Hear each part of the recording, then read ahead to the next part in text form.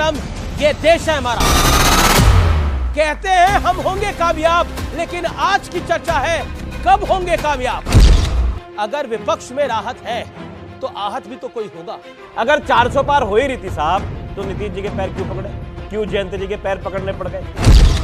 इन्होंने शपथ पत्र भरवाया था, बंगला नहीं लेंगे, गाड़ी नहीं लेंगे, सिक्योरिटी नहीं लेंगे, फलाना नहीं लेंगे, बच्चों की कसम खाते कांग्रेस समर्थन नहीं लेंगे, और आज कांग्रेस के चरणों में गिर के कैसा समर्थन कर रहे हैं। उत्तर प्रदेश के युवा का अपमान करोगे और उत्तर प्रदेश के युवा से वोट मांगोगे आप? राहुल गांधी ने बोला शरद बच्चन के लिए शिव जी भी डांस करते थे, कृष्ण जी भी डांस करते थे। शिव जी और कृष्ण जी तक पहुंचे, राहुल जी तक नहीं पहुंच पाएंगे। हैसियत नहीं है बोलने की राहुल जी के खिलाफ। राहुल गांधी हमारे इंडिया गठबंधन के नेता। अरे तो भगवान शंकर हमारे भगवान है। आप देख रहे हैं ये देश है हमारा, अमीश देवगन के साथ। नमस्कार व्यूअर्स, मैं हूं अमीश देवगन और आप देख रहे हैं देश का सबसे प्रतिष्ठित वीकेंड कार्यक्रम ये देश है हमारा।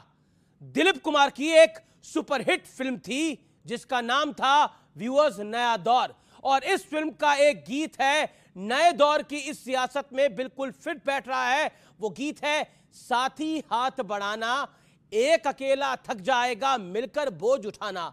कुछ इसी अंदाज में गठबंधन की डील एक के बाद एक करके सील हो रही है। दिल्ली से बिहार तक और उत्तर प्रदेश से गुजरात तक हम साथ साथ हैं का संदेश देते हुए विपक्ष एनडीए और प्रधानमंत्री मोदी को 2024 में मात देने की ताल ठोक रहे हैं। हालांकि इस डील में कांग्रेस को कुछ बड़े कॉम्प्रोमाइज भी करने पड़ रहे हैं। दिल्ली की 7 लोकसभा सीटों में से कांग्रेस के हाथ सिर्फ 3 सीटें आ रही हैं और 80 लोकसभा सीट वाले उत्तर प्रदेश में, देश के सबसे बड़े सूबे में, कांग्रेस को कुल मिलाकर 17 सीट मिल रही है, जिसपे कुछ समाजवादी पार्टी के अपने कैंडिडेट उतरेंगे कांग्रेस के सिंबल पर। जबकि 2019 चुनाव में कांग्रेस 67 सीट्स पर चुनाव लड़ी थी। यह अलग बात है कि जीत मात्र रायबरेली ही पाई और 63 सीटों पर कांग्रेस की जमानत जब्त तक हो गई थी। शायद इसी हकीकत को समझते हुए कांग्रेस दिल पर पत्थर रखकर एक बहुत बड़ी कुर्बानी दे रही है और कहते हैं सोनिया गांधी और प्रियंका गांधी वाड्रा ने यह डील सारी खुद सील करी है। लेकिन सबसे बड़ा प्रश्न है, क्या सबके साथ आने से 2024 में विपक्ष का अच्छा टाइम आ जाएगा? आज इसी मुद्दे पर जनता जनार्दन के बीच होगी देश की सबसे बड़ी पॉलिटिकल बहस। ये देश है हमारा में कहते हैं हम होंगे कामयाब, लेकिन आज की चर्चा है कब होंगे कामयाब। समाजवादी पार्टी के साथ भारतीय राष्ट्रीय कांग्रेस पार्टी का सीट शेयरिंग को लेकर समझौता हुआ। भारतीय राष्ट्रीय कांग्रेस और आम आदमी पार्टी के बीच सीटों को लेकर समझौता हुआ है। उत्तर प्रदेश में बात बन गई। दिल्ली में कांग्रेस आप एक साथ, बिहार में कांग्रेस आरजेडी की डील पक्की। करीब 8 महीने के महामंथन के बाद विपक्षी गठबंधन में हलचल शुरू हो गई है और इसी के साथ जीत का दावा भी हो रहा है कि 2024 के अंदर बीजेपी अगर नहीं हारी लोकसभा चुनाव तो 2029 के अंदर आम आदमी पार्टी इस देश को बीजेपी से मुक्ति दिलाएगी। इतनी मजबूती के साथ ये अलायंस भाजपा का सामना करेगा क्योंकि भाजपा हर फ्रंट में फेल नजर आ रही है। सीट शेयरिंग पर बात बनते ही राहुल की रैली में अखिलेश यादव के शामिल होने का रास्ता खुल गया है। खबर ये भी है कि 3 मार्च को पटना के गांधी मैदान में तेजस्वी यादव की जन विश्वास यात्रा के समापन पर आरजेडी बड़ी रैली करने वाली है, जिसमें राहुल गांधी शामिल हो सकते हैं।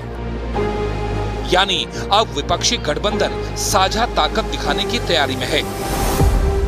कांग्रेस के युवराज परिवार ने क्या कहा? यूपी के नौजवान नशेड़ी है। मोदी को गाली देते देते तो इन्होंने 2 दशक बिता लिए, लेकिन अब यूपी के नौजवानों पर ही ये लोग अपनी फ्रस्ट्रेशन निकाल रहे हैं। लेकिन आज सबसे बड़ा सवाल है कि सीट शेयरिंग के मामले में आधे से ज्यादा रास्ता तय करने के बाद क्या एनडीए के लिए चुनौती बढ़ गई है? आज इसी पर होगी जोरदार चर्चा।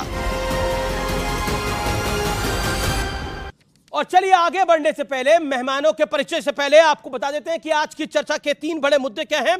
दिल्ली और उत्तर प्रदेश, बिहार में गठबंधन से एक बड़ी संजीवनी प्रदान हो रही है और क्या यह बीजेपी के लिए एक बहुत बड़ा झटका हो सकता है, यह मूल सवाल है। क्या 400 प्लस के, दूसरा बड़ा प्रश्न है, 400 प्लस के टारगेट में क्या कामयाब होगा एनडीए? क्या एनडीए के लिए भी अब यह सवाल, यह निशान बन गया है कि 400 के पार चला जाएगा? और तीसरा बड़ा मुद्दा यह है कि कांग्रेस पार्टी ने एक बड़ी कुर्बानी दी है। क्या कांग्रेस पार्टी अपने जो कुर्बानी है उससे क्या कुछ माइलेज हासिल कर पाएगी या फिर कांग्रेस पार्टी का पॉलिटिकल डिबैकल हो जाएगा 2024 के अंदर? ये कुछ आज के बड़े प्रश्न हैं, जो बड़े गंभीर पॉलिटिकल सवाल हैं। और आज मेरे साथ 5 गंभीर मेहमान भी हैं इस विषय पर सार्थक चर्चा करने के लिए, और मेरे साथ मेरे युवा मित्र हैं जो कि आज सवालों की बौछार लगाएंगे। आप सबका भी अभिनंदन है। स्वागत करिए भारतीय जनता पार्टी के नेता, प्रवक्ता और member of parliament doctor Sudhanshu Trivedi का।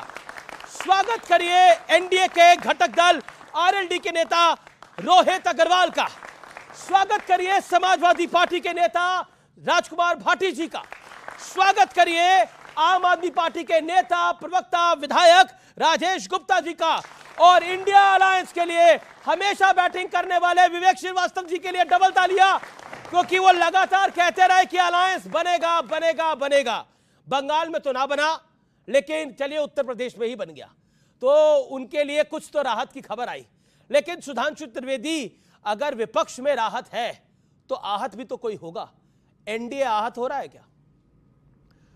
इसमें आहत होने की कोई बात नहीं है। यह देखने की बात है कि सत्ता की लाचारी क्या क्या करवाती है। मात्र पिछले महीने की तो बात है कि अखिलेश वखिलेश थे। अखिलेश जी कह रहे थे चालू पार्टी है कांग्रेस को, और कांग्रेस कह रही थी चिरकुट पार्टी। तो जो चालू और चिरकुट कह रहे थे, करके कह के कर रहे थे एक दूसरे का अभिनंदन, उन्होंने कर लिया अब गठबंधन। और वो गठबंधन भी क्यों किया है? देखिए, ये दो ऐसे लोगों ने गठबंधन किया है जो दोनों युवा हैं, मगर दोनों 50 वर्ष से ऊपर के हैं। तो आप इस गठबंधन की हकीकत वैसे ही समझ सकते हैं। और दूसरा, दोनों युवाओं ने अपने कुल गौरव में क्या कीर्तिमान स्थापित किया है। हमारे राहुल गांधी जी, उनके पिताजी 400 सीटें लेके आए थे, वो 44 पे ले आए। हमारे अखिलेश जी, बताइए, मुलायम सिंह जी ने 1989 में पार्टी खड़ी की, 90 में पहले वीपी सिंह जी का साथ लिया, अजीत सिंह जी को झटका दिया, फिर चंद्रशेखर जी को झटका दिया, अपनी पार्टी खड़ी की, और 2012 में स्पष्ट बहुमत की सरकार लेके आए। अखिलेश जी 57 पे ले आए। तो मुझे लगता है कि भारत की सत्ता के 2 भूतपूर्व 50 वर्षीय युवाओं के राजनीति में भूतपूर्व हो जाने के भय से उत्पन्न होने के कारण यह किया गया गठबंधन है। और इस गठबंधन में कितनी गठें यानी गांठें हैं और कितना बंधन है, ये आने वाले समय में बहुत स्पष्ट रूप से एक सवाल अभी आप ही के जवाब से निकला, ये राहुल गांधी को आप हमारे क्यों कहते हैं? हमारे राहुल गांधी आपके कैसे? राहुल गांधी वो तो कांग्रेस के हैं। देखिए, ऐसा है कि कोई भी व्यक्ति जो राजनीति में, अभी आपने कहा ना, हमने कहा कि हर व्यक्ति बड़ा ही चकित होकर देख रहा है जी। तो अगर चकित होकर देखना है तो जिस व्यक्ति को देखने का आभास होगा तो उसे राहुल गांधी नजर आएंगे। इसलिए हमारे, क्योंकि वो जब से चले हैं, कहां से, गुवाहाटी से, तो चौपाटी में देवड़ा जी अलग हो गए थे जी। वो बंगाल पहुंचे थे तो ममता जी अलग हो गई थी। वो झारखंड पहुंचे थे तो मुख्यमंत्री बदल गया था। वो बिहार पहुंचे थे तो संयोजक नीतीश कुमार जी इधर आ गए थे। अब किसी तरीके से वो वहां पहुंचे हैं यूपी में, चलो। लेकिन अब कमान दीदी के हाथ में आ गई है। अब प्रियंका गांधी वाड्रा पॉलिटिकल डील कर रही है, राहुल नहीं कर रहे हैं। एक इस पे भी बात मैं इस पर आपकी राय लूंगा, लेकिन राजकुमार भाटी के पास आता हूं। राजकुमार भाटी, ये देखिए, पूरा एनडीए लगा रहा कि डील नहीं हो रही, मीडिया ने भी बोला डील नहीं हो रही, लेकिन असल में आप डील सील करके आ ही गए। आपने भी, यानी समाजवादी पार्टी के नेताओं ने भी बहुत कुछ कहा, कांग्रेस के नेताओं ने तो और भी ज्यादा कहा, लेकिन फाइनली काम हो गया। लेकिन चलिए, अलायंस तो हो गया, क्या मोदी को टक्कर दे पाएगा ये अलायंस? क्योंकि सपा बसपा का अलायंस हुआ था 2019 में, शायद उससे बड़ा कोई अलायंस नहीं था, जिसमें आरएलडी भी शामिल थी। शायद उससे बड़ा अलायंस उत्तर प्रदेश की पॉलिटिक्स में नहीं था। तब भी आपकी सीटें 2014 में भी 5 थी, 2019 में भी 5 थी। तो अब बदलेगा क्या? क्योंकि कांग्रेस का वोट शेयर 5-6% है। That's it. हमारे सुधांशु त्रिवेदी जी ने अभी जो कह रहे थे ना हमारे राहुल गांधी, तो मैं भी वही कह देता हूं। हमारे सुधांशु त्रिवेदी जी ने शुरुआत की, सबसे पहले सेंटेंस बोला, सत्ता पता नहीं क्या क्या करा दे। बिल्कुल सही बात है, सत्ता ये करा देती है कि जो नीतीश कुमार ये कह रहे थे कि नरेंद्र मोदी के हाथ खून से रंगे हुए हैं, इनके साथ हम कभी नहीं जाएंगे, और जो मोदी जी ये कह रहे थे इसका डीएनए चेक करो, इसका डीएनए खराब है, और अमित शाह ये कह रहे थे अब तमाम दरवाजे बंद हो चुके हैं, अब नीतीश कुमार के लिए कोई दरवाजा नहीं है, उसी नीतीश कुमार की चौखट पे नाक रगड़नी पड़ी। जोरदार बात, जोरदार बात। जो करा जवाब लेते नहीं, अभी तो आधा मिनट पॉइंट आपका जवाब ले लीजिए। नहीं, 30 सेकंड का जवाब ले लीजिए। सुधांशु त्रिवेदी, मैं रिबटल आपको अलाउ करता हूं। बताइए, ये तो फंसा दिया, ये तो फंसा दिया आपको इन्होंने बहुत बुरी तरह से। नीतीश जी के बारे में आप क्या बोलते थे? अच्छा, आरएलडी के बारे में आप क्या बोलते थे? अब सबको आप भी तो ले रहे हैं साथ। आपको भी तो लग रहा है कि अगर सब साथ नहीं आएंगे तो आप निपट जाएंगे भाई। इन्होंने मेरी बात आधी बोली, अगला सेंटेंस नहीं सुना। कह रहे थे नहीं, कह रहे हैं। ये तो पिछले महीने बोले हैं चालू और चिरकुट। ये तो अभी पिछले महीने बोले हैं, और हमसे तो कब की बात कर रहे हैं? ये नीतीश जी ने कब कहा था कि खून से रंगे हुए हाथ? मैं चुनौती से कहता हूं, दिखाइए। 2014 में बिल्कुल नहीं कहा था उन्होंने। 2014 में वो तो 2002 में मंत्री रहे थे, सरकार में हमारी रहे थे। क्या बात कर रहे हैं आप? पलटू चाचा पलटते रहते हैं। वो तो आपका दुख भी खत्म नहीं हो रहा। अरे सुनिए साहब, अगली बात, अगर एक पार्टी है कोई उत्तर प्रदेश में जो ये पलटने की बात कहते हैं, कोई एक पार्टी जिसने हर पार्टी से गठबंधन किया है, वो है समाजवादी पार्टी। 89 में मुलायम सिंह मुख्यमंत्री बने बीजेपी के सपोर्ट से। उसके बाद जब गोली चली, हमने उनसे सपोर्ट विड्रॉ किया, चंद्रशेखर जी के साथ चले गए। फिर 93 में आए बसपा के सपोर्ट से, फिर उसके बाद आए 2003 में कांग्रेस के सपोर्ट से। भाई साहब, ऐसा कोई बचा नहीं जिसको इन्होंने ठगा नहीं। ठीक है, एक पॉलिटिकल पार्टी बताइए जिसको अब इन्होंने पकड़ लिया, अब इन्होंने पकड़ लिया। देखिए, कुल मिलाकर राज बड़े सारे हैं और ये युवा पीढ़ी को सब पता लग जाता है आजकल। बताइए। नहीं, मत सुधांशु जी क्यों कुरेद रहे हैं इतिहास को? क्या सुधांशु जी को ये पता नहीं है कि इनकी सरकार भी बीएसपी के समर्थन से ही बनी थी, बहन जी के समर्थन से ही बनी थी? बसपा की सरकार हमारे समर्थन से बनी थी, हमारी सरकार बीएसपी के समर्थन से नहीं बनी। क्या उत्तर प्रदेश में अभी भी भारतीय जनता पार्टी का 3 पार्टियों से गठबंधन नहीं है? क्या ओम प्रकाश राजभर ये नहीं कहते थे इस योगी को तो मठ में छोड़ के आऊंगा, इस योगी को तो कीर्तन करना सिखाऊंगा? आज वही ओम प्रकाश कीर्तन कर रहे हैं उनके साथ, आज वही खुद ही कीर्तन कर रहे हैं उनके साथ। तो ओम प्रकाश राजभर क्यों है इनकी पार्टी में जी? तो क्यों कुरेद रहे हैं? दूसरी बात इन्होंने कही थी, इसमें बहुत गांठ हैं गठबंधन में। बिल्कुल मैं इनकी इस बात से भी सहमत हूं। इसमें गांठें इसलिए ज्यादा हैं कि इसमें ज्यादा लोग जुड़े हों। ये गठबंधन में केवल कांग्रेस सपा नहीं है, इंडिया गठबंधन में वो किसान भी हैं जिनके ऊपर बीजेपी के नेताओं की गाड़ियां जिन्हें रौंद देती हैं। वो किसान भी है जो 700 लोग शहीद हो जाते हैं, जिन्हें राजधानी में नहीं घुसने दिया जाता, जिनके लिए कीलें ठोकी जाती हैं सड़क पर, जिनके लिए पानी की बौछारें और गोलियां चलाई जाती हैं। इस गठबंधन में वो मजदूर भी हैं जिनके लगातार हक मारे जा रहे हैं। इस गठबंधन में ओबीसी वर्ग के 6800 स्टूडेंट भी हैं जिनके लिए हाईकोर्ट का आदेश है कि इन्हें ज्वाइनिंग कराओ। 2 साल से योगी जी ज्वाइन नहीं करा रहे हैं। ठीक है, इस गठबंधन में वो बहन बेटियां भी हैं। हाथरस की बेटी को रात को 2 बजे उसके परिवारजनों पर लाठियां चला के मिट्टी का तेल डालकर जिसकी डेड बॉडी जला दी जाती है। बिल्कुल आपने सही कहा कि हाथरस की चिंता है। और संदेश खाली पे क्या कहना है? बनारस यूनिवर्सिटी में क्या कहना है? बनारस हिंदू विश्वविद्यालय में क्या कहना है? बनारस हिंदू विश्वविद्यालय के अंदर बेटी के साथ होता है। बताता हूँ, शाहजहां शेख पे मैं नहीं चिल्लाया था बीच में, हैसियत नहीं हो सकती। चिल्लाया था वो अबू हाजरा, मैं नहीं चिल्लाया था। देखिए, ये इंपॉर्टेंट मैटर है। एक सेकंड रुकना पड़ेगा, आपको रुकना पड़ेगा। देखिए व्यूअर्स, क्या हुआ है संदेश कली के अंदर? क्या हुआ है? मतलब वहां पर औरतों को उठाया जाता है, उनके हस्बैंड्स उनके भाइयों के सामने, उनके पिताओं के सामने, और शाहजहां शेख और उसके गुंडे कहते हैं कि ये औरत तुम्हारी होगी, लेकिन ये सुंदर है और ठीक दिखती है तो हम इसको लेके जाएंगे। और प्रशासन कुछ नहीं कहता। मुझे कहता है, मैं कह रहा हूं कि चीफ जस्टिस ऑफ जो बंगाल हाई कोर्ट है, उसने जो टिप्पणी करी है, जरूर व्यूअर्स उसको पढ़े और सुने। क्या बोला है?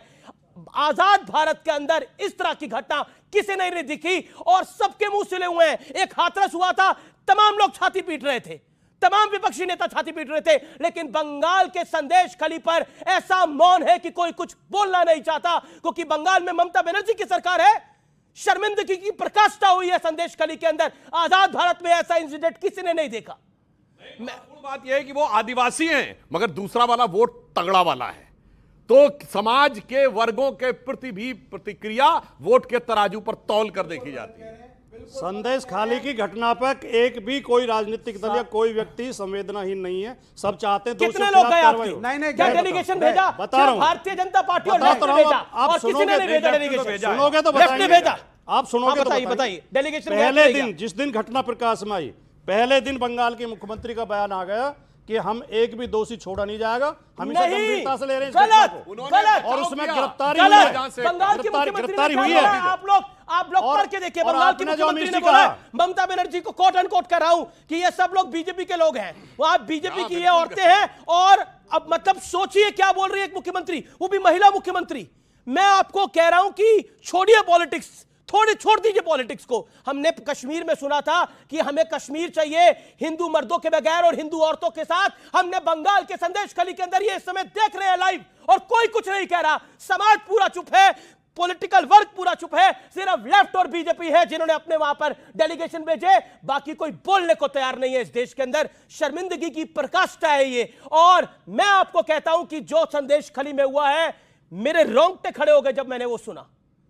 मतलब आवाज बंद हो जाए लोगों की। जो संदेश खली में हुआ है, महसूस करके देखिए व्यूअर्स, अगर आपके परिवार के साथ ऐसा हो या आपके किसी जानकार के साथ ऐसा हो तो आप क्या महसूस करेंगे। उस तड़पन को महसूस करिए जो संदेश खली में हुआ है। उनके पतियों के सामने, उनके भाइयों के सामने, उनके पिताओं के सामने लड़की को उठा के लेके जाता है और कहा जाता है कि ये घर में तो तुम्हारे रह रही है, लेकिन पहला हक हमारा है। संदेश खली में बहुत दर्दनाक हादसा हुआ है, लेकिन विषय हमारा वो आज है नहीं, इसलिए मैं दूसरे विषय पे आता हूं। रोहित अग्रवाल, पाला तो आपने भी बदल लिया, क्या कहना चाहते हैं आप? देखिए, एक बात समझनी पड़ेगी अमीश भाई कि इंडिया गठबंधन से एक एक करके लोग निकलते जा रहे हैं। क्यों निकलते जा रहे हैं, इस पे चिंतन करने की जरूरत है। देखिए, इंडिया गठबंधन में किसी के पास रीढ़ की हड्डी नहीं है किसी भी मुद्दे पे स्टैंड लेने की।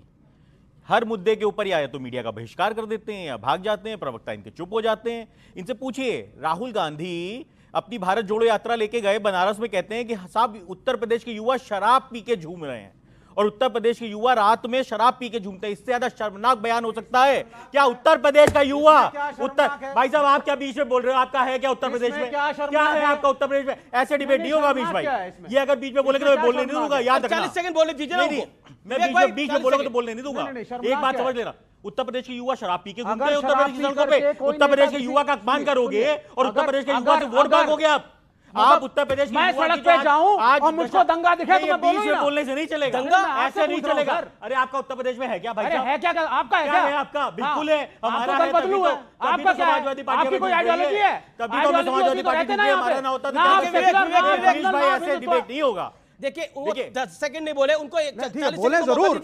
अभी आम आदमी पार्टी के विधायक साहब भी कुछ नहीं बोले। एक स्थिति बिल्कुल साफ है कि राहुल गांधी वहां पे अराजकता फैलाते हैं। इनकी जो राज्यसभा सांसद हैं जया बच्चन, उनके परिवार के खिलाफ आपत्तिजनक टिप्पणियां करते हैं। मैं अमिताभ बच्चन करना चाहता हूं के लिए जो टिप्पणियां की, क्या बोलेंगे भाटी यहाँ पे? भाटी जी बोलेंगे यहाँ पे कि जया बच्चन के खिलाफ जो राहुल गांधी ने बोला गलत है? पूछिए इनसे, स्टैंड लेने से भाग जाएंगे जी। लेकिन अब आप बताइए भाटी जी, आप इतने टाइम से मीडिया में आ रहे हैं, मतलब ऐश्वर्या बच्चन और अमिताभ बच्चन मीडिया में डांस करते हुए हमें देख रहे हैं, राहुल गांधी बोल रहे हैं। कब देख लिया आपने पिछले 5 साल में ऐश्वर्या राय का लेटेस्ट इंटरव्यू? बताइए किसी न्यूज चैनल को या किसी न्यूज़पेपर को। कमाल की बात है, ऐश्वर्या राय बच्चन को इस तरह से बोला जाएगा। गांधी ने ये कहा अपने भाषण में जी कि जब वहां राम मंदिर का वो प्राण प्रतिष्ठा हो रही थी तो कोई मजदूर, किसान, कोई ओबीसी, दलित कोई वहां दिखाई दिया? वहां दिखाई दिए अमिताभ बच्चन, ऐश्वर्या बच्चन। ऐश्वर्या राय तो आई भी नहीं थी राम मंदिर प्रतिष्ठा में। नहीं आई। ये जो उन्होंने बोला, ये झूठ बोलने की मशीन, उन्होंने यही तो भाषण दिया गठबंधन वाले। यही तो भाषण दिया। राय तो आई भी नहीं थी राम मंदिर प्रतिष्ठा में। अब जो राहुल भाई कह रहे हैं जया बच्चन इनकी सांसद दिख रही है राम मंदिर में लेंगे। अरे भैया देख रहे राहुल गांधी से कहूंगा चश्मा उतारो भाई। जिन मजदूरों ने उसे बनाया था उस पर प्रधानमंत्री फूल बरसाते दिखे, और जिन बड़े बड़े लोग यहाँ बात कर रहे हैं वो भगवान पे फूल बरसा रहे थे, वो फूल फेंकने वालों में थे, और वो मजदूर वो थे जिन पे फूल गिराए जा रहे। अच्छा ठीक है, एक सेकंड। आप लोग कॉर्पोरेट जगत और फिल्म जगत का इवेंट था। मैं एक सेकंड, मैं आपको पूछना चाहता हूं, और मैं को कि खुद सौभाग्यशाली था कि मैं भी प्राण प्रतिष्ठा के कार्यक्रम में इनवाइटेड था, मैंने भाग लिया। किसने ऐश्वर्या राय बच्चन को देखा था वहां पर? देखा था आपने? नहीं सर, नहीं देखा। नहीं देखा ना? नहीं देखा। तो राहुल जी को कहां से दिख गई? राहुल जी को पता नहीं कहां से दिख गए, वो खुद तो आए नहीं राम मंदिर की राम प्राण प्रतिष्ठा में। वैसे उनको उन्हें और मैं बताऊं, अमिताभ बच्चन का विजुअल अगर आया भी होगा तो 1-2 मिनट के लिए आया होगा, 3 मिनट के लिए आया होगा, उससे ज्यादा तो विजुअल आया नहीं। वहां पे 4,500-5 हजार संत थे, और बड़े बड़े संत थे, बड़े बड़े महात्मा थे। ओके, उंगलियों में गिनने लाए, उंगलियों में गिनने लाए, क्या कर रहे थे उंगलियों में? अरे सर, इवेंट मैनेजमेंट था भारतीय जनता पार्टी का, प्राइम मिनिस्टर का, इलेक्शन का, 2024 के उद्घोषणा, तब आवाज नहीं निकलती थी। कॉर्पोरेट जगत का हर आदमी था, कॉर्पोरेट जगत का हर आदमी था, फिल्मी दुनिया का हर आदमी था, बैटिंग चल रही थी 2024 के। अरे आपके नेता को भी बुलाया था। हाँ। ऐसा दुर्भाग्यशाली कौन होगा?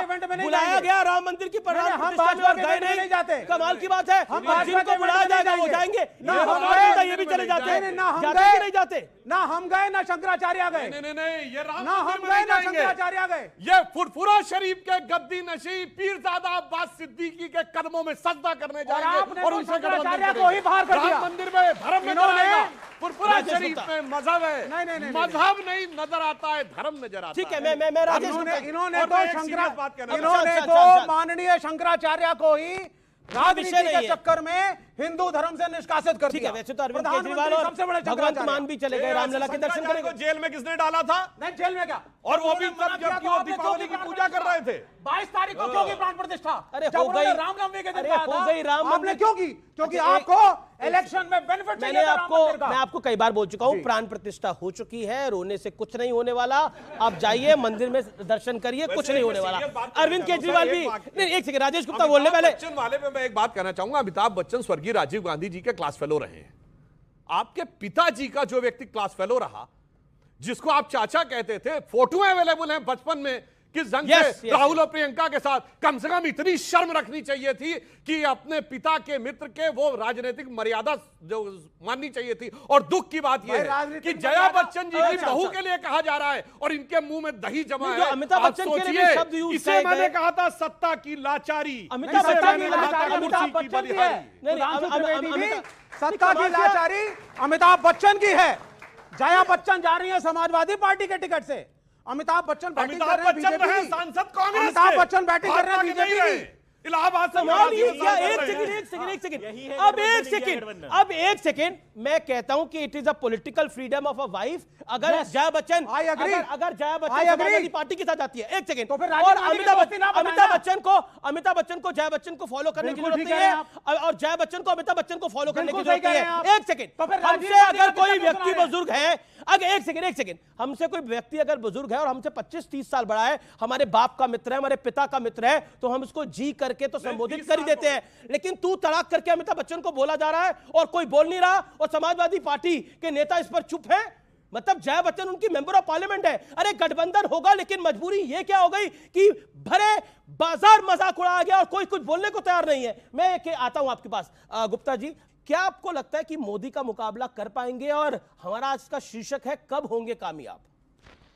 देखिए, ये जो गठबंधन ये बता रहे हैं कि इंडिया अलायंस की बार बार बात करते हैं और बार बार इस तरीके से दिखाते हैं कि जैसे मोदी जी अकेले लड़ रहे हैं।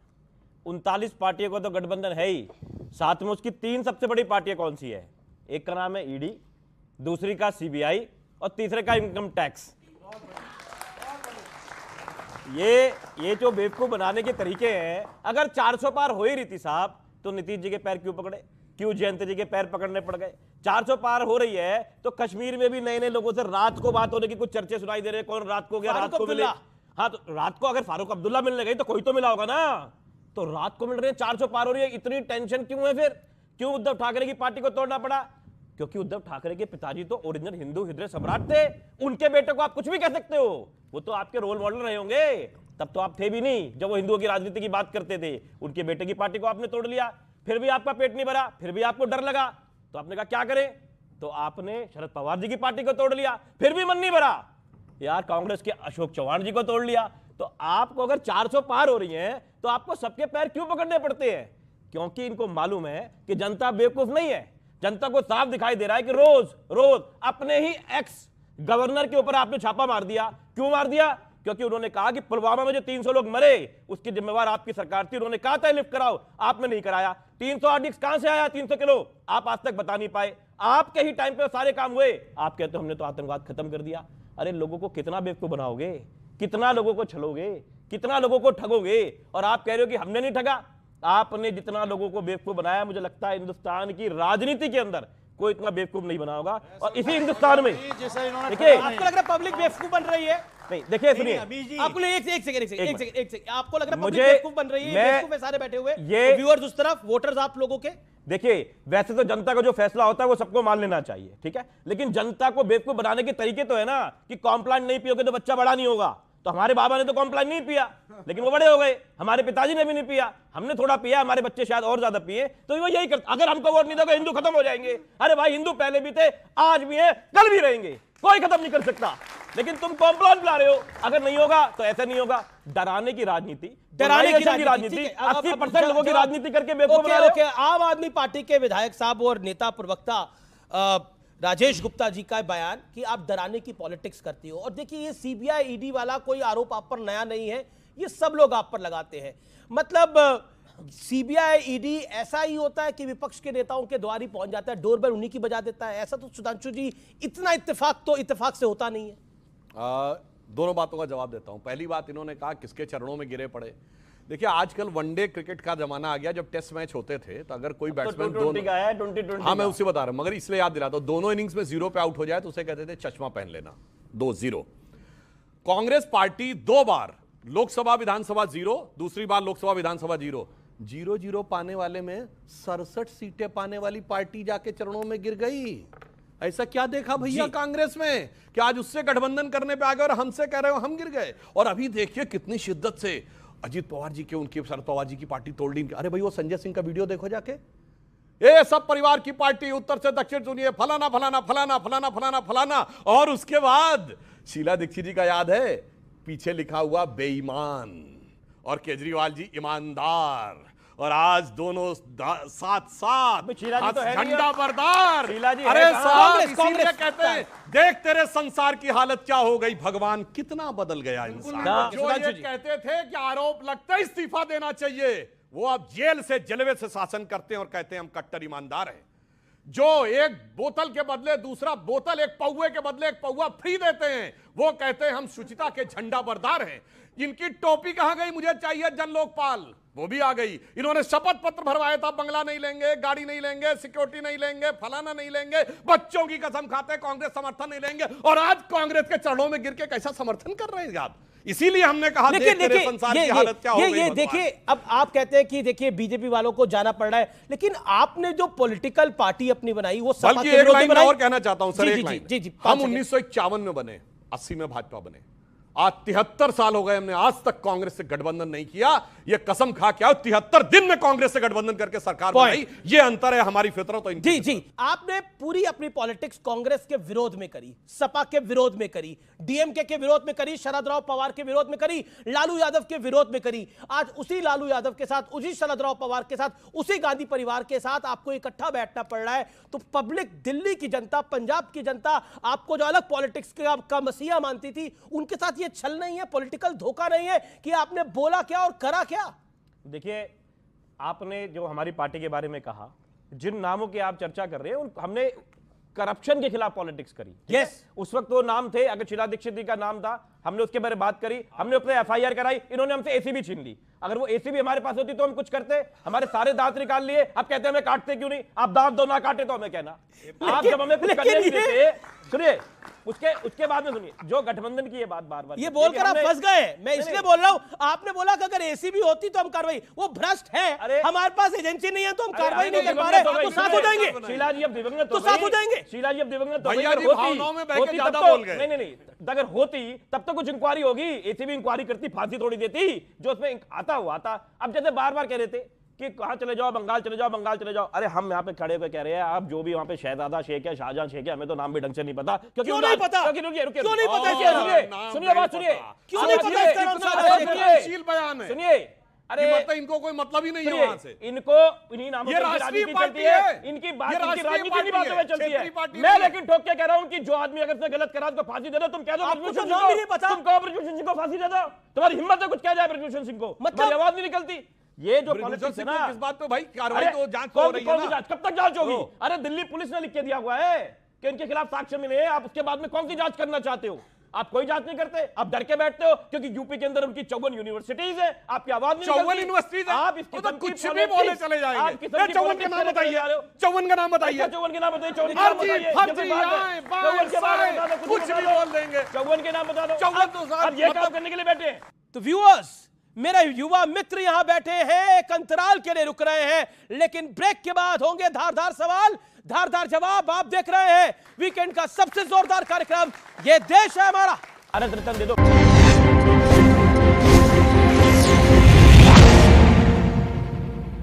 एक बार फिर आपका अभिनंदन है, ये देश है हमारा में जोरदार तालियों के साथ अभिनंदन है आप सबका और आप सब मेहमानों का। और व्यूअर्स, आज हम चर्चा कर रहे हैं विपक्षी गठबंधन को लेकर। मेरा सवाल पहले भाटी जी से है। सर, आप बोल रहे हैं कि हमारे किसान जो जवान हैं देश के, वो आज लड़ रहे हैं। ऐसे कौन से किसान हैं जो फरवरी और मार्च के महीने में जाके लड़ रहे हैं अपने खेत खलियान छोड़ के, जिससे उनको प्यार होता है? और मेरा दूसरा सवाल विवेक जी से है। सर, आप कह रहे हैं कि बिजनेस क्लास के लोग आए थे, एक्टर्स आए थे, तो सर ईश्वर क्या सिर्फ किसी एक के हैं? कोई एक ही जाएगा? अमीरों के लिए मंदिरों में अलग लाइन क्यों लगानी सही है? सर साधु जी अमीरों के लिए मंदिरों अलग में लाइन जैसे लगानी तिरुपति में सही लगती नहीं थी है। पहले, आप सही कह रहे हैं, ज्यादा किसी पैसा दो जल्दी दर्शन होगा।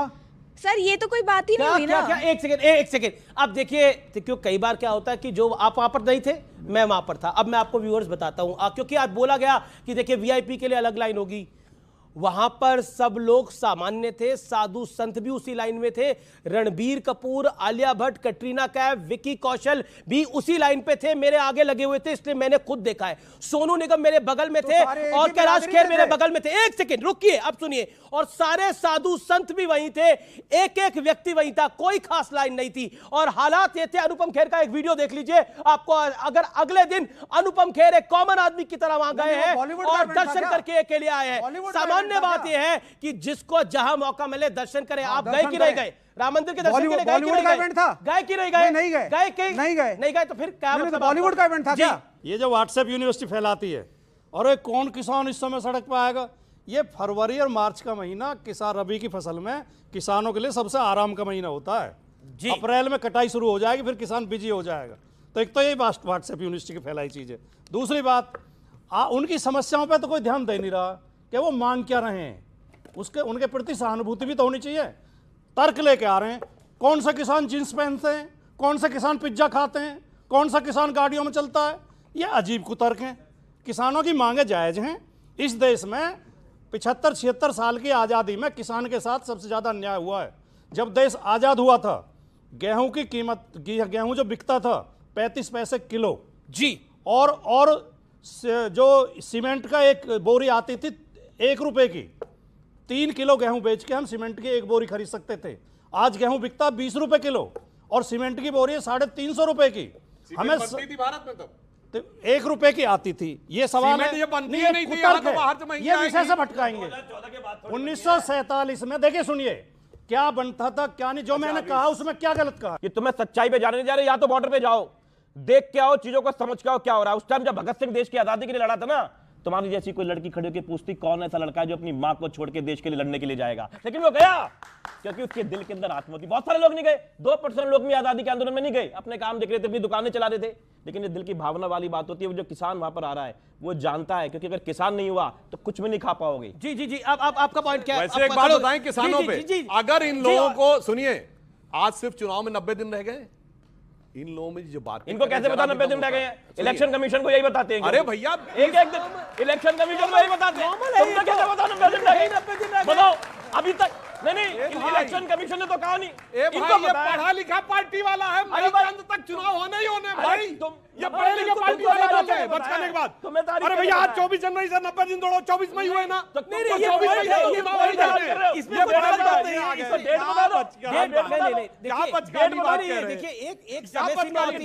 मई तक चुनाव नहीं होने, 24 मई तक चुनाव नहीं होने, अब हरियाणा है 16 मई तक चुनाव हो जाने की पिछली बार। एक सेकंड सुनिए, मैं एक बात कर, अगर इनको जरा सी वो होती तो एक किसानों से कहते किसानों मत जाओ, इनकी सरकार कहती तुम वापस लौट आओ, 90 दिन बाद हम आने वाले सब कर देंगे, पर इनको पता है आएगा तो मोदी ही, इसीलिए सिर्फ चिल्लाने के अलावा कुछ नहीं है। आपका पॉइंट क्या? मेरा ये पॉइंट है कि आप बात कर रहे हो कि बॉर्डर पे जाके देखो, पर आप ही की सरकार थी जो बॉर्डर पे से जो जवान करके आए थे ऑपरेशन, उसकी वीडियो मांग रही थी, वो आप ही की सरकार पब्लिक बोली। जी सर, दूसरा आप लेफ्ट से जो कह रहे हैं कि बॉलीवुड का इवेंट है, जब इस्लाम के इमाम के चीफ चले गए तो उनके खिलाफ फतवा क्यों आ गया?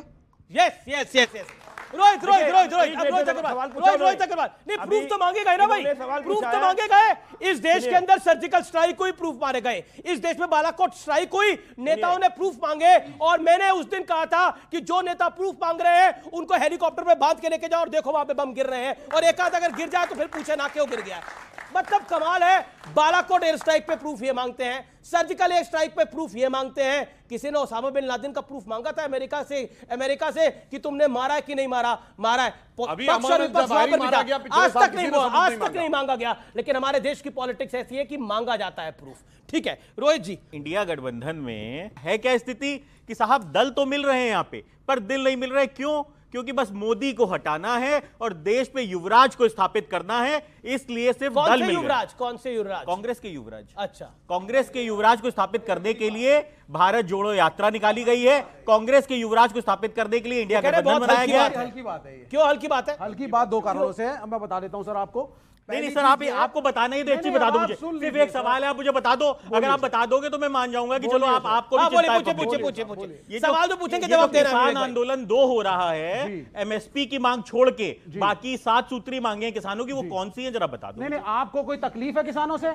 नहीं, वो तो मांगे। अरे भाई साहब, मैं तो कह रहा हूँ किसानों की मांगे मानो। आप नहीं चाहते? मैं कह रहा हूँ 7 सूत्री मांगे बताओ। सुन लीजिए, 7 सूत्री मांगे बताओ। सुन लीजिए ना, 7 सूत्री मांगे सुनिए तो। अगर देखिए मेरा इसमें बहुत ये दशा है। नहीं विवेक जी, आप गठबंधन के साथी गिनवाएंगे भाई? सुन लीजिए, भाई साहब तो नहीं गिनवा पाए, और गठबंधन के साथी गिनवाएंगे तो ये किसानों का सिर्फ वोट चाहिए। अच्छा, ये अमिताभ बच्चन वाले पर आप क्या कहना चाह रहे थे? आप कुछ कह रहे थे? नहीं देखिए, अमिताभ बच्चन वाली स्थिति ये है कि ये खुद को अमिताभ बच्चन बनना चाहते हैं। सफाई में जब अमिताभ बच्चन आके नाचते थे तब इनको कोई प्रॉब्लम नहीं हुई थी, पर आज इनको बोलने में दिक्कत हो रही है। अखिलेश यादव जी को जब सफाई में फिल्म स्टारों के जहाज उतरते थे, किस तरीके से जैसे ऑटो रिक्शा आती है ना, ऐसे जहाज उतरते थे सफाई के अंदर, तब इनको दिक्कत नहीं होती थी, पर राम मंदिर की प्रतिष्ठा में अगर उतर गए तो इनको तकलीफ हो रही है। नहीं भाई साहब, आपको INDIA के निकलने के बाद ही सारी कमियां दिख रही हैं। ठीक है, मैं जवाब देता हूं। आप ये तो बताओ हम INDI से क्यों निकले? क्योंकि आप धोखेबाज हो। खुलासा करो क्यों निकले। एक सेकंड, धोखेबाज हो क्योंकि आप अपने ही सहयोगियों के साथ धोखा देने का काम करते हो। आप हमारे सिंबल पे अपना कैंडिडेट लगाना चाहते थे, आप हमारी पार्टी का इस्तेमाल करके, क्योंकि आपका कैंडिडेट अगर जाता तो जनता पूछती कि मुजफ्फरनगर। देखिए, आप काफी सारे हाथ खड़े हैं। ओके, मैं आपकी बात भी आ रहा हूं। अच्छा, सफाई की बात हुई और उन्होंने बोला कि वहां पे एक्टर्स आते थे, और सबको पता है सफाई महोत्सव जब होता था तो बड़े बड़े एक्टर आते थे, और उन्होंने बोला ऑटो रिक्शा की तरह जहाज आते थे, वो नहीं दिखते थे। प्राण प्रतिष्ठा में 8 एक्टर के आगे वो बुरा लगने लग गए। उन्होंने तो किसी ने वहां पर डांस भी नहीं करा था, आकर कोई मंच में भी नहीं गया था। राजनीतिक विरोध हम करें, एक दूसरे की कमियां बताएं, अपनी अच्छाइयां बताएं, खूब शोर मचाएं, लेकिन हमारे मन में साहित्य और संस्कृति के प्रति सम्मान होना चाहिए। उन्हें हिकारत की नजर से नहीं देखना चाहिए, उन्हें अपमानित नहीं करना चाहिए। बात तो सही कह रहे हैं। सैफई में जो होता था, सैफई में केवल फिल्मी कलाकारों के कार्यक्रम नहीं होते थे, सैफई में खेल भी होते थे, कुश्ती भी होती थी, कबड्डी भी होती थी, सैफई में भाषण प्रतियोगिता भी होती थी, प्रतिभाशाली बच्चों को सम्मानित भी किया जाता था। आज भी कर रहे हैं अखिलेश यादव जी, बात है, लैपटॉप देकर कर रहे हैं। सफाई महोत्सव, आप कह रहे हो कि सफाई महोत्सव था, उसको संस्कृति की एक संस्कृति का पूरा जागरण है। अब रोहित भाई, आपको केवल सत्ता में होते तब होता था, अब आजकल क्यों नहीं होता? मुझे सबसे कम मौका देते हो आप, बीच में बिल्कुल आपको पूरा मौका मिला सबसे ज्यादा। रोहित भाई, 1 सप्ताह पहले तक तो किसान आंदोलन के भी समर्थन में थे, मैं तो सफाई के भी समर्थन में थे, आज भी हूं। मैं आज ये दोनों, आज किसान आंदोलन के समर्थन में आज भी हूं। और सैफई में राजनीतिक नहीं बोला। सैफई को भी आज देखिए, सुनिए, अभी इन्होंने कहा पार्टी ऑफिस में, आपके नेता तो पार्टी ऑफिस में बैठा के किया था। समाजवादी पार्टी के विधायक, बीच में बोले जा रहे हो, समाजवादी पार्टी के विधायकों से चुन के राज्यसभा में पहुंच गए और चले गए बीजेपी के साथ। धोखा इन्होंने दिया कि हमने दिया? और धोखेबाज भी हम ही। हमने अपने विधायकों से ऊपर दो नहीं, ये गलत। हमने अपने विधायकों की वोट से राज्यसभा में पहुंचे। लेकिन अभी इन्होंने बोला ना कि भारतीय संस्कृति को हम आगे बढ़ाने के लिए हम ऋतिक रोशन का उधर डांस कराते थे और सब कार्यक्रम होते थे। एक सेकंड, बिल्कुल नहीं होती, बिल्कुल नहीं होती सर। राहुल गांधी ने बोला ऐश्वर्या राय बच्चन के लिए, उसने आज क्या बोला? ऐश्वर्या राय बच्चन पे क्या बोलते हैं? बोला नहीं बोला? शिव जी भी डांस करते थे, कृष्ण जी भी डांस करते थे। डांस खराब चीज है? नहीं, देखिए राहुल गांधी ने डांस करते हैं। मेरे नेता पे आरोप लगाया, मैं जवाब दे देता हूं। नहीं, तो एक सेकंड, नहीं कमाल है, जो सफाई में डांस हो रहा था वो तो भारतीय संस्कृति थी। ऐश्वर्या राय के लिए जो टिप्पणी करी राहुल गांधी ने, उस पर आप क्या कहते हैं? एक सेकंड, शिव जी और कृष्ण जी तक पहुंच गए, राहुल जी तक नहीं पहुंच पाएंगे। हैसियत नहीं है बोलने की राहुल जी के खिलाफ, और शिव जी और कृष्ण जी सबका कराएंगे। आपने राहुल गांधी हमारे इंडिया गठबंधन के नेता। अरे तो भगवान शंकर हमारे भगवान है, समर्थन में है। नहीं पर आप विरोध में जाएंगे? नहीं,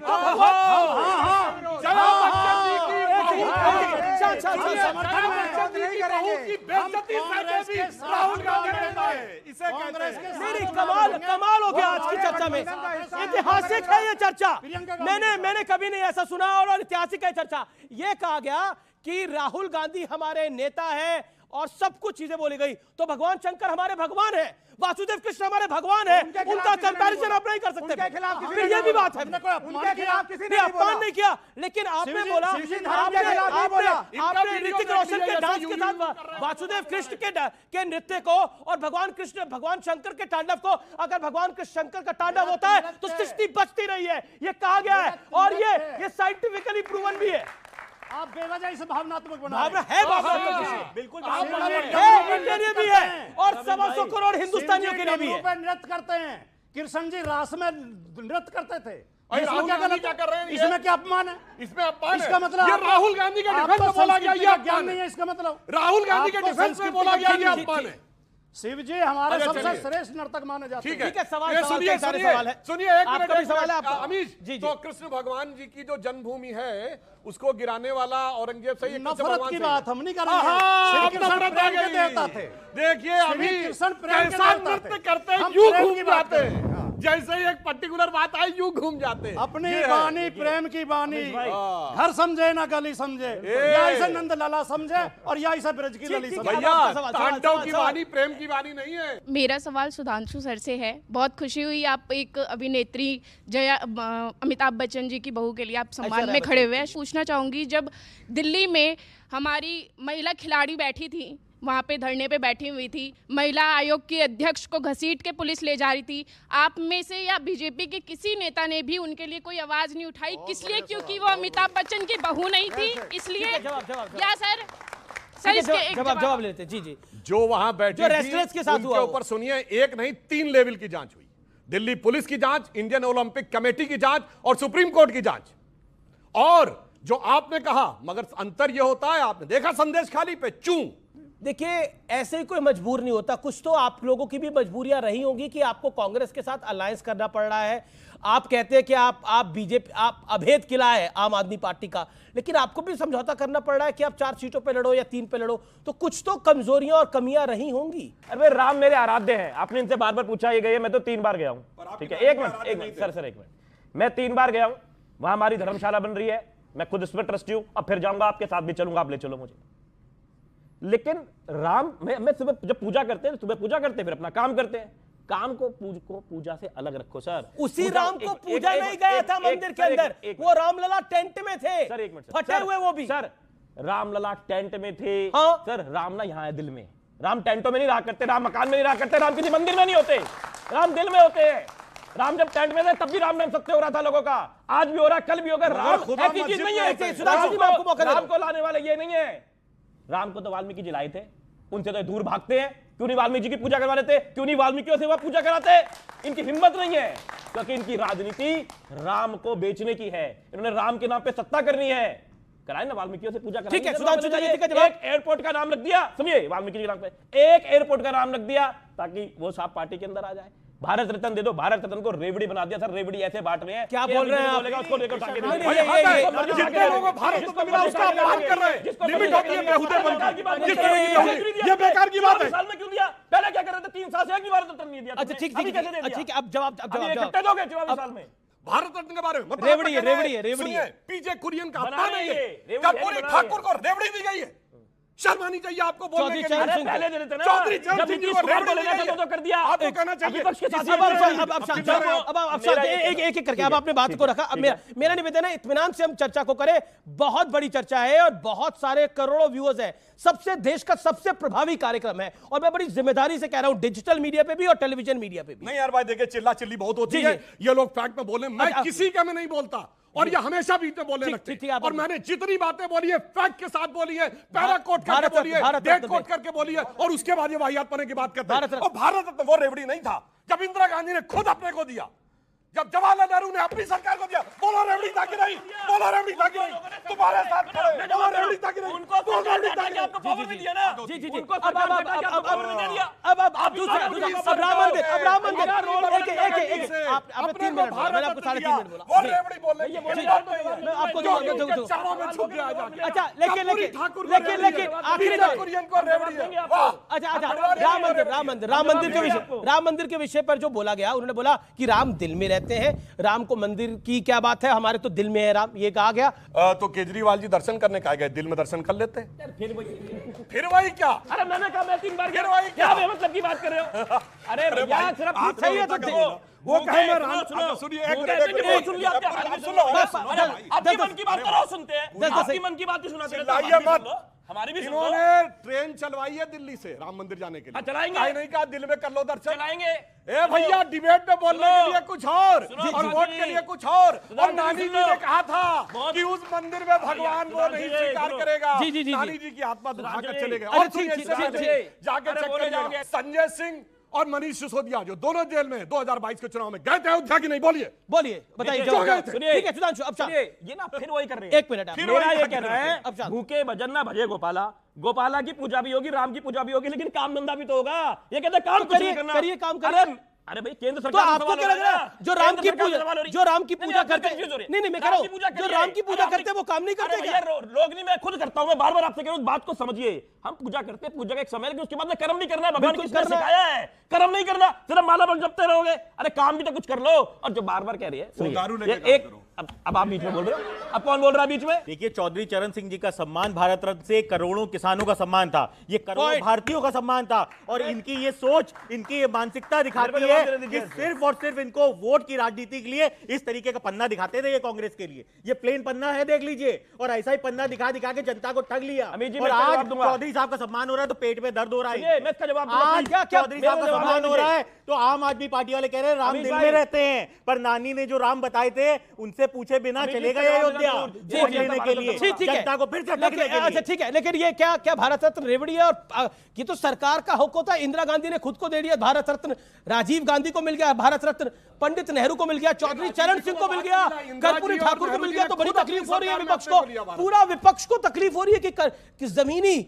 नेताओं को अगर भारत रत्न मिला है तो। सबसे झूठी पार्टी तो बीजेपी है, बहुत झूठी पार्टी। बीजेपी की फुल फॉर्म है, बहुत झूठी पार्टी। ठीक है फाइनल राउंड 10 सेकंड, एक सेकंड 5 सेकंड लास्ट। चलिए अब फैक्ट ही बता देता हूं। इन्होंने कहा कि राम मंदिर के साथ काम होना भी जरूरी है, तो जब राम मंदिर आया है 4 करोड़ गरीबों को गरीब आवास दे के आया, 11 करोड़ लोगों को शौचालय दे के आया, 14 करोड़ घरों में नल लेके आया, हर गांव में बिजली, हर गांव में सड़क लेके आया है, भारत को 5वीं बड़ी अर्थव्यवस्था बना के आया है, 4था बड़ा स्टॉक एक्सचेंज बना के आया है, 3रा बड़ा सुनिए ऑटोमोबाइल मैन्युफैक्चरर बना के आया है, 2रा बड़ा मोबाइल हैंडसेट का मैन्युफैक्चरर बना के आया है, इंफ्रास्ट्रक्चर में सबसे नंबर 1 का इन्वेस्टमेंट लेके आया है, और ऑल G7 G20 कंट्रीज में हाईएस्ट ग्रोथ रेट वाली इकोनॉमी लेके आया है, और चांद के छूते कोने को छूने वाले। बहुत बढ़िया बहुत बहुत शुक्रिया, आप लोग इस चर्चा में आए, आपने पार्टिसिपेट करा, आप सबका भी बहुत बहुत साधुवाद। आप इस कार्यक्रम में मेरे साथ हिस्सा रहे, आप सबके लिए भी जोरदार तालियां मेरे युवा मित्रों के लिए जिन्होंने अपनी बात को रखा।